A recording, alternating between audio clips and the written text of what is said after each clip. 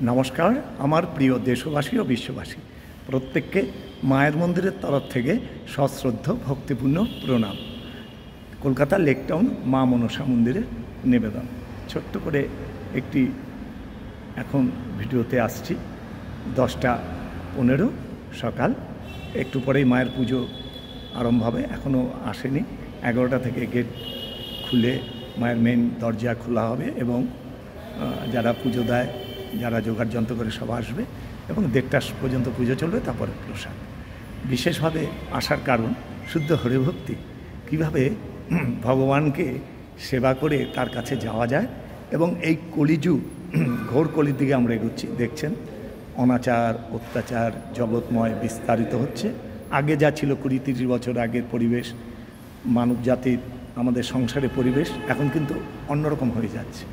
দেখতে পাচ্ছেন ইয়াং ছেলেপেলেরা মানে একটু আগেকার মতো আমাদের জামানায় যেরকম ছিল 40 বছর 50 বছর, তার থেকে একটু মানে এই মোবাইলের দৌলতে, নেটের দৌলতে বা সিরিয়াল এত এইভাবে দেখায় যে পরিবেশন ঠিকমতো না করার জন্য বা ওয়েদারটা এরকম হচ্ছে, সবাই আমরা একটু ডিসব্যালেন্স হয়ে যাচ্ছি সব দিক দিয়ে।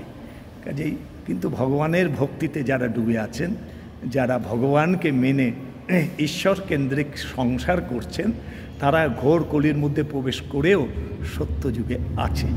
বাতাবরণটা ভগবানের কৃপায় এই রকম হয়ে যায়। দুটো শক্তি পৃথিবীময় কাজ করে, একটা শুভ একটা অশুভ শক্তি। কাজেই আমি যখন অশুভ শক্তির আন্ডারে চলে যাই, তার ভেতরে প্রবেশ করি, তো পুরো বাতাবরণটাই আমার কর্মফল থেকে আরম্ভ করে সবই একটা অশুভ হয়ে যায়। আর যখন ঈশ্বরের কৃপায়, ঈশ্বরের ভক্তির দ্বারা যখন তার দিকে এগিয়ে যাই, তখন পুরো বাতাবরণটাই ওনার কৃপায় সত্যময় হয়ে যায়, শুভ শক্তির আগমন ঘটে।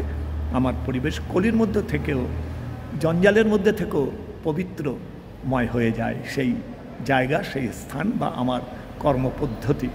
এখানে ভক্তের ভগবান আমরা সবাই জানি, একমাত্র ভক্তিতেই ভগবান খুব প্রসন্ন হয়ে যান এবং খুব কুইক উনি চলে আসেন, কৃপার প্রয়োগ করেন এবং তার জীবনটা ফুলে ফুলে ভরে যায়। এবং এই জন্ম নয়, হাজার হাজার কোটি জন্ম তিনি শুদ্ধ ভক্তে পরিণত হয়ে বিরাজমান।